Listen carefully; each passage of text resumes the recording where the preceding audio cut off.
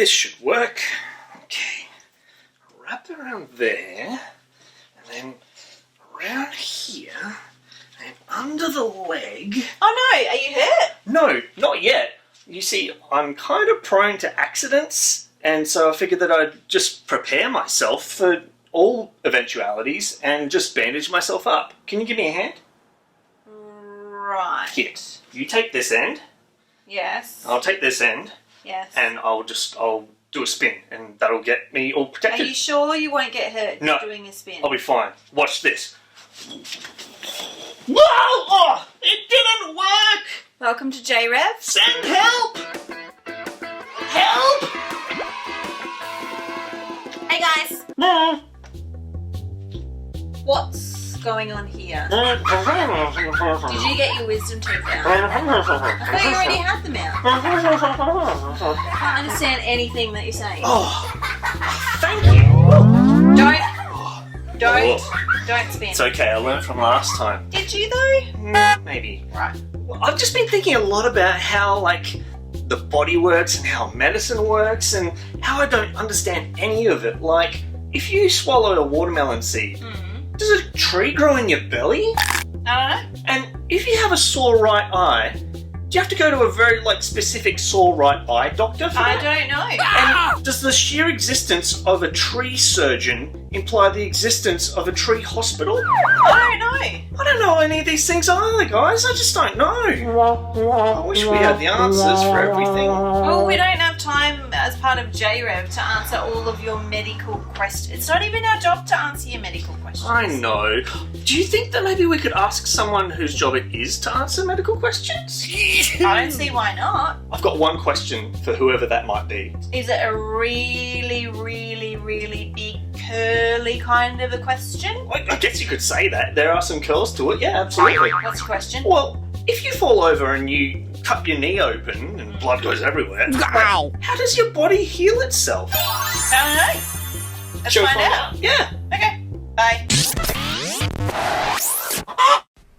Oh my, are you saying that you've hurt yourself? Oh, that is a bit of a bother. But never fear, the body is excellent at repairing itself.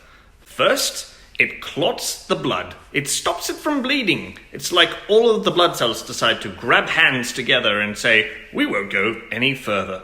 Next, the white blood cells come along and say, hey, bad guys, all you germs and viruses, we don't want you here. And they make sure everything is clean. Then, all of the building blocks that go into making your skin and your flesh and your blood vessels gather at the wound site and repair the damage. Eventually, things will scab over and then heal properly. You might have a small scar afterwards, but if you're lucky, you won't have any reminder of that time you hurt your knee. Oh, so that's how it works. I've always wondered, and it's important to know not to eat your scabs. Ew. That's disgusting. Yeah. Do you know that I actually had a friend in primary school who had a jar. This is disgusting. Oh no. If you don't like disgusting stories, just block your ears. Who had a jar, and if she had scabs, she would put the scabs inside of a jar. I'm not even joking. This is really something that Okay, happened. JRev, we need to change the subject. So if you've got a curly question, much like the one I had, and hopefully less gross than what Sarah was just talking Please about. don't put your scabs in jars. Don't put scabs in jars, and definitely don't send us pictures of scabs because that's really I don't know, gross. scabs are pretty cool. Yeah. Well, if you've got a question or anything that you want to talk about or ask a question about, you can send it into our JRev.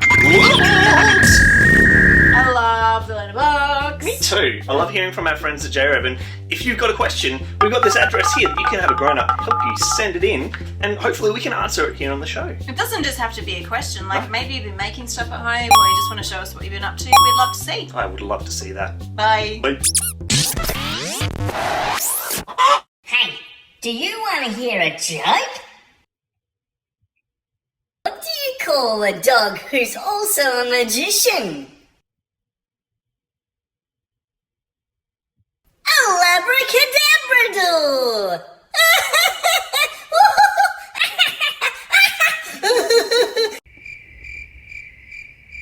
What do you call a funny mountain? Hilarious!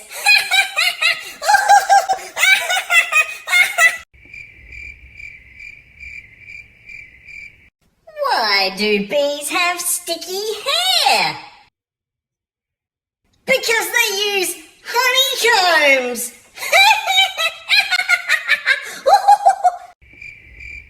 Why didn't the orange win the race? 'Cause he ran out of juice.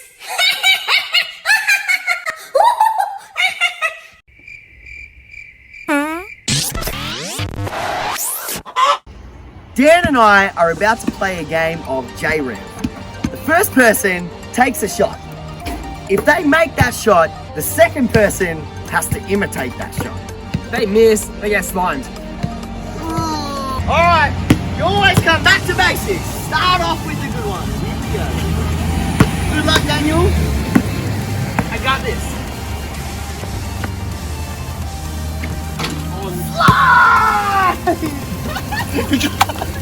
Through the cup, not my white shirt. How was that cup of slime, Dan?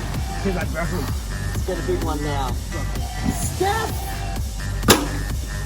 Oh, match your Steph to a Kobe. Kobe. Oh. From the shield. From the other shield. Backwards. Alright, Daniel, this is for your R and second letter. Let's just go simple. Get us back, get slime back on. Oh no. That was a swish as well. Didn't do it, but you know the rules. Oh no! Oh no! Oh no, no, no, no, no! Ha! 3, 2, 1. Oh damn. Yeah, you got it backwards. How's it down shot? Oh. Better than that. Behind the backboard. Behind the fence. Can't get one in the fence. Go behind the fence. Oh. Ah. Come on. Get that cup of slime. I'll match your shot and do it. I'm sorry. Ah!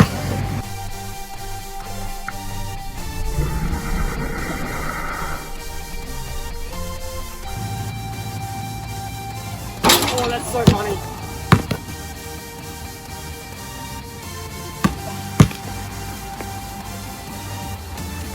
Alley-oop!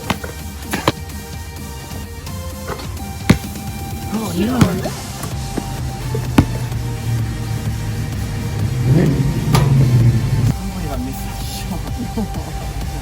What's your favourite Avenger? Hulk smash! Because it's green, yeah.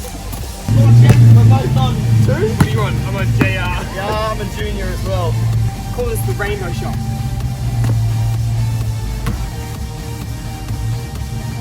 Oh my god.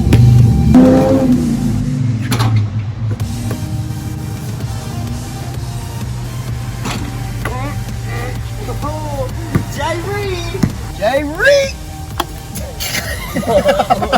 Shower time. That's your nipple. Oh, splash! Hit that shot, Daniel.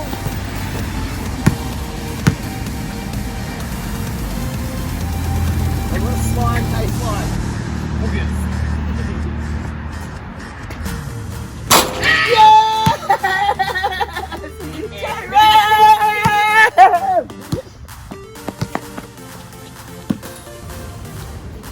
And that spells JRev!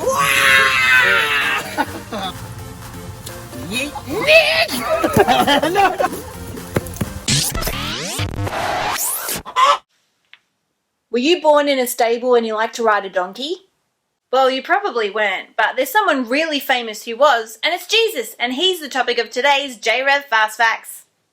That's right, JRevers, we're back for another round of JRev Fast Facts, and today's topic is Jesus. Now, some of us know stacks about Jesus, some of us don't really know anything about Jesus, some of us might only think he's a swear word, but I've got news for you because Jesus is the key character when it comes to everything that we talk about here at JRev. So let me hit you up with some fast facts to explain why.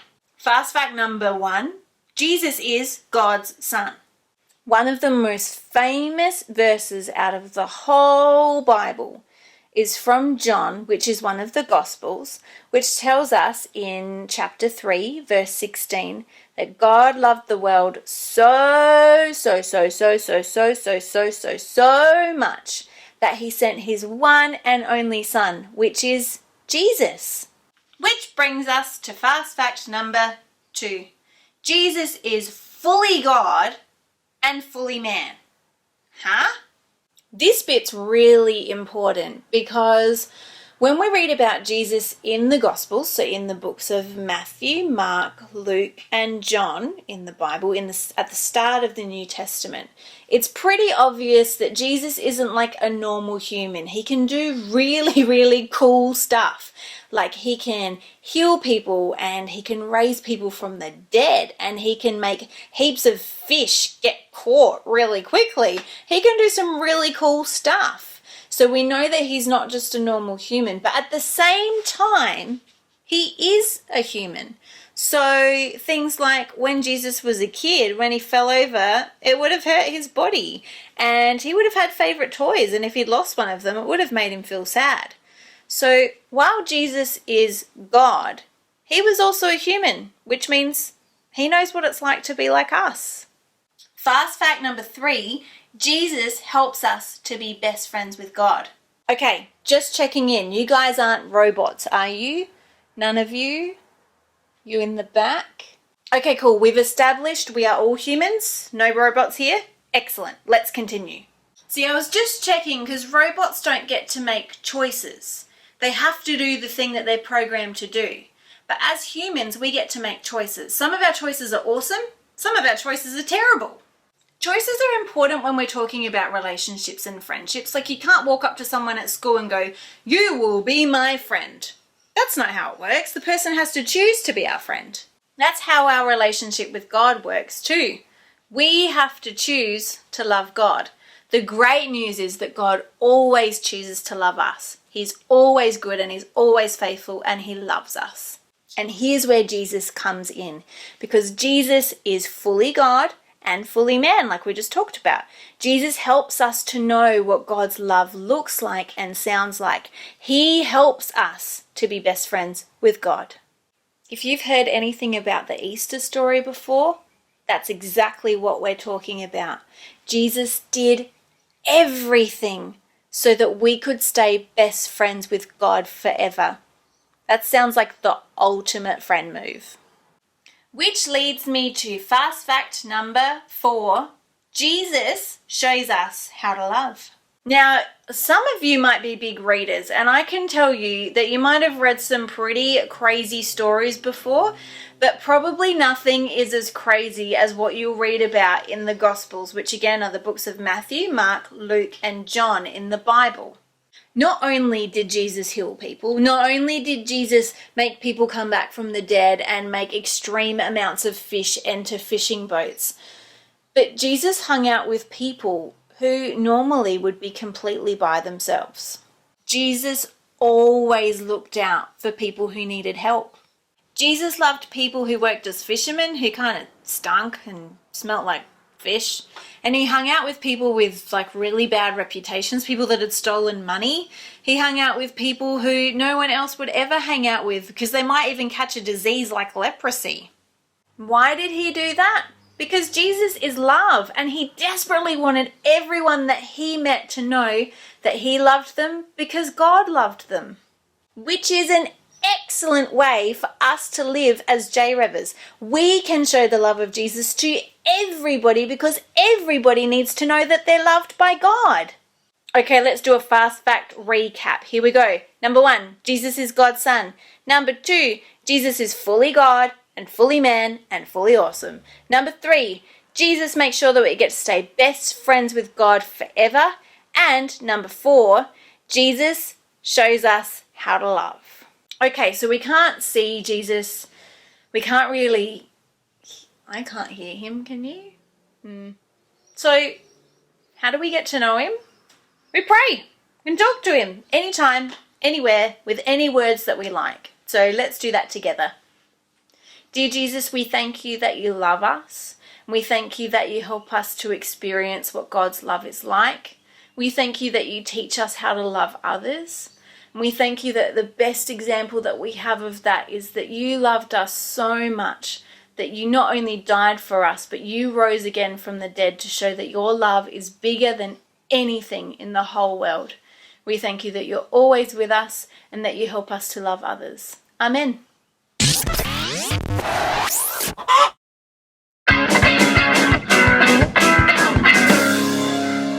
Our memory verse is from Ephesians 1:5. Long ago, God decided to adopt us into his family through Jesus Christ. Let's go one more time. Ephesians 1:5. Long ago, God decided to adopt us into his family through Jesus Christ. Hey JRev, guess what time it is? Sorry. Hey JRev, guess what time it is? We do this every week. Yeah, I always keep forgetting the time. But you know what? It's time for our weekly challenge. Of course it is, because that's what we're up to now. Yeah, that's the part of the show where we talk about the weekly challenge. Obviously. Obviously. Hey, this challenge is for all of you readers at home. I know that there are some really talented readers in our group. Even if you're not a reader, I'm sure that you could still nail this challenge. So today's challenge is we want you to read a Jesus story. What? Yeah, a Jesus story. Like a story that, like, Jesus wrote himself, like a storybook, like a kid's book? Maybe he wrote it about bookies? No, that's not really what I'm thinking about. No? Kind of like we spoke before about how the Gospels, as part of the Bible, they help us to know who Jesus is. Oh, because he's like the main character in that. Yeah. So the Gospels help us to know who Jesus is and what his life was like when he was here on earth. Yeah. So what we want you to do is we want you to find a Bible. You might need to ask mum or dad or whoever you live with if you've got a Bible at home, or they can help you look one up on a device. You can actually get the Bible as an app on your phone or on your iPad. It's amazing. It's amazing. We want you to read a story from the books of Matthew, Mark, Luke, or John. You can choose. Wow, Luke's my favourite. That's just my personal. They're all about Jesus. They're all about Jesus, and they're full of stories of crazy stuff that happened when Jesus was here on earth. Like things like, do you know that he healed stacks of people? What? We've been talking about healing today. There were even people who came back to life. Hey. Like they were legit. Like zombies? They were legit dead, and then they were alive again. But did they want brains after, or were did not need they were brains. okay? They were like people. They weren't zombies. Oh, phew. Yeah. Wow, that's still pretty cool. Yeah, so we want you to check out a Jesus story. We want you to find them in the Gospels. The other thing is there's a really cool app. Maybe if you're a little bit younger, we want you to check out an app that's called Bible App for Kids. And it's got stories about Jesus and the rest of the Bible. But there's lots of pictures and there's games and you can click on animals and they make I like that. So go check it out. Yeah. All right? Awesome. Well, I actually like the idea of that app, so I might go and download it. I feel like I'm not too young for the Bible app for kids, so I think I'm going to go with that. I'm shocked by the idea that you like things where you can press it and it makes noises, but I hate to disappoint you, but there are no fun. I was really going to ask that question, but maybe there's a secret in there, so I'm going to go and find it. I'm going to go and get the iPad now. I'll see you later, JRev. Hey, Mum, can I have the iPad before Sarah gets the iPad? Oh, I was going to read. No, because she's already had screen time. I need to look at the app.